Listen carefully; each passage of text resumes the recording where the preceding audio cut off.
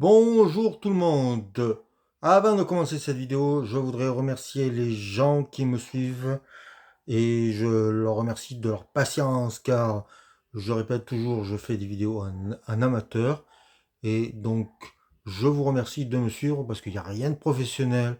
Je fais ça d'un jet. J'essaie juste de vous donner quelques infos, de vous amuser et voilà, déconner avec vous. Et je vous remercie parce que vous êtes de plus en plus nombreux à suivre ma chaîne. Et donc, sans vous, je ne fais pas grand-chose. Donc, thank you. C'était le petit aparté. Et on commence l'émission de suite. Aujourd'hui, je vais vous parler d'une rétrospective Marcel Pagnol.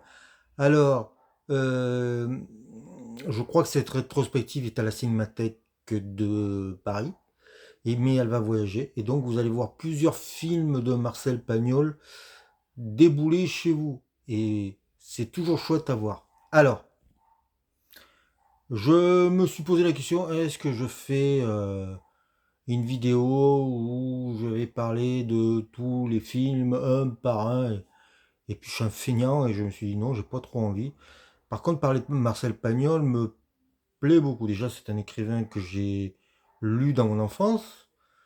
À l'époque, quand j'étais en primaire, on nous faisait lire La gloire de mon père et le château de ma mère. Et puis, j'ai continué à le lire après la primaire de mon propre chef. C'est là où j'ai découvert Jean de Florette, Manon des Sources, ses pièces de théâtre, ses synopsis de films. Voilà, j'ai lu plusieurs choses et l'univers m'a toujours fasciné.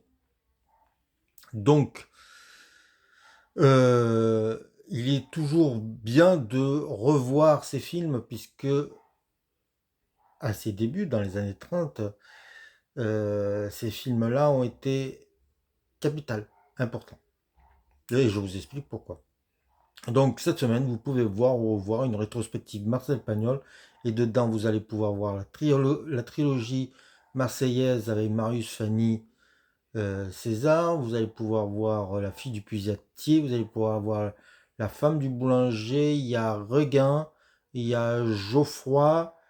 Et c'est pas Angèle, je sais plus. Et il m'en manque un, mais bon, c'est pas bien grave. Donc, on sort du muet, le cinéma muet se termine et le cinéma parlant arrive. Et deux hommes vont s'imposer parce que justement ils vont tout baser sur les dialogues. Et comme on est un pays littéraire pardon, et théâtral, les deux, ça va faire venir du monde en salle. Alors ces deux hommes sont Sacha Guitry, le Parisien, et Marcel Pagnol, qui va filmer le Sud. Et lui, il va faire ce que personne ne faisait à l'époque, et il va tourner en extérieur. Et du coup, pour certains, euh, je veux pas dire de bêtises, mais je crois que les cahiers du cinéma et même Rossellini pensaient qu'il était l'inventeur du néoréalisme, c'est-à-dire que il filmait les petites gens dans leur campagne, dans le sud de la France, et il posait ses caméras à l'extérieur, dans la garrigue, et donc tout ça, ça a eu une importance. Ça a l'air d'être des détails aujourd'hui, mais le cinéma était souvent une histoire d'intérieur. On filmait tout en studio. Et le fait qu'il propose des paysages qui soient différents, qui apportent un certain exotisme, a sûrement eu pour Marcel Pagnol, cela a valu, je pense, d'avoir certains succès. Oui, j'ai oublié, il y a le Spunz aussi qui est visible et topaz, voilà. Avant que ça reparte, voilà, les deux qui me manquaient. Euh,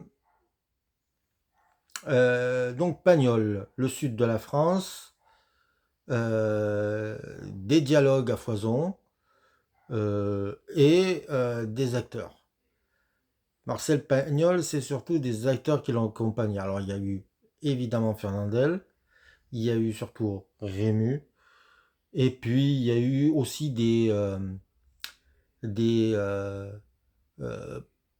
seconds rôles, on peut dire, comme euh, Fernand Charpin ou des Saturnin Fabre ou Oriane Onassis. Onassis j'ai pas le bon nom, c'est pas grave, je suis désolé. Enfin bref, il y avait une troupe d'acteurs qui suivait Pagnol de film en film. Il avait aussi un musicien très présent à cette époque et qui est très du sud aussi, qui est très de la Provence, c'est Vincent Scotto. Et donc c'était des histoires souvent mélodramatiques.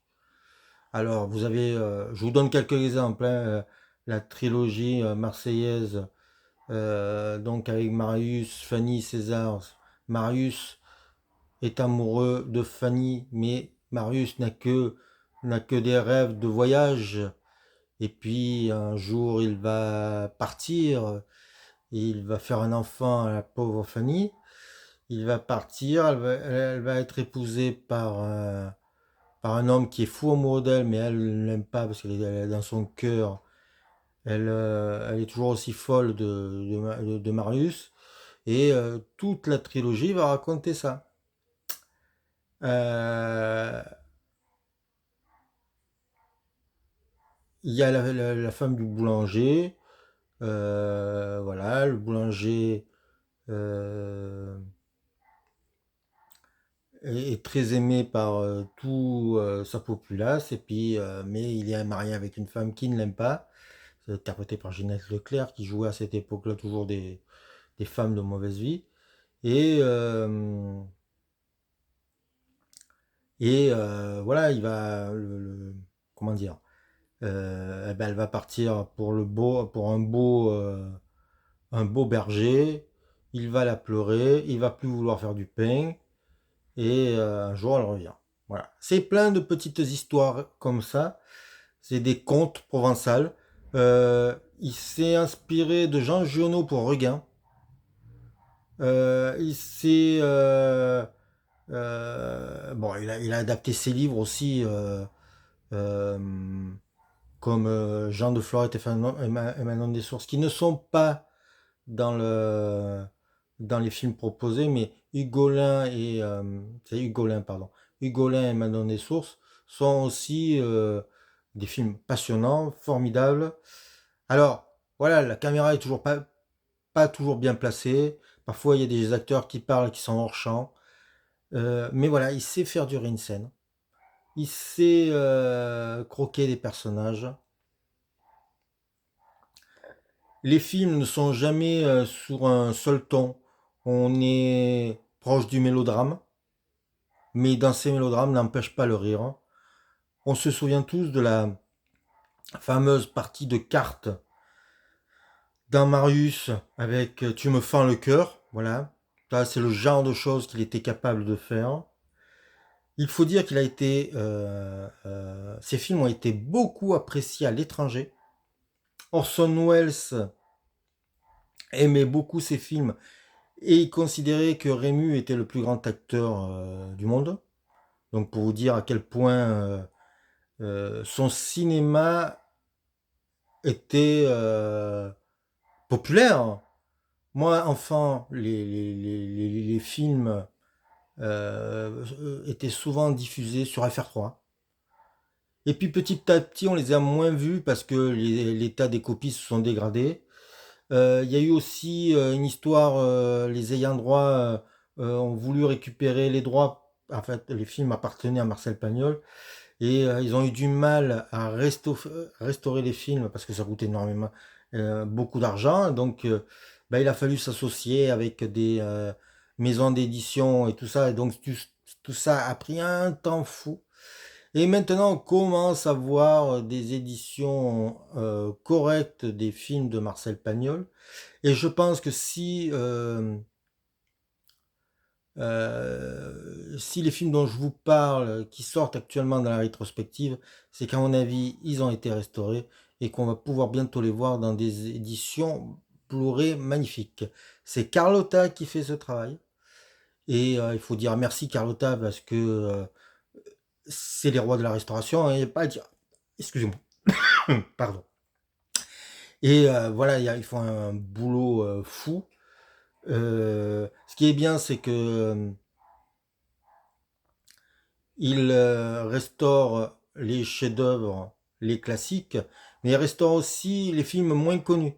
Par exemple, Geoffroy est un, un, un moyen métrage avec c'est Vincent Scotto, hein, je sais pas non non c'est Vincent Scotto qui joue un vieil homme qui va qui va hanter cette terre, qui va embêter tout le monde parce qu'il ne veut pas vendre et qui va devenir fou et qui c'est d'une drôlerie.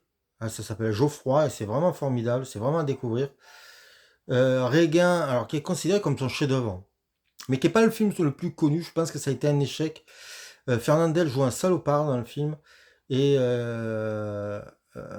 Gabriello, je crois, si je me trompe pas, joue un personnage d'ermite qui vit dans une maison dans le sud et qui aiguise les couteaux. Il est non, c'est Fernandel qui aiguise les couteaux si je me trompe pas.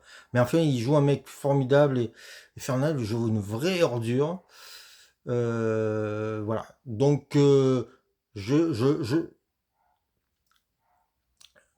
j'aurais pas pu faire une vidéo où je faisais film par film pour une raison simple, c'est qu'il y a longtemps que je les ai vus. Et parfois, les copies étaient tellement exécrables qu'on avait du mal à entendre les dialogues.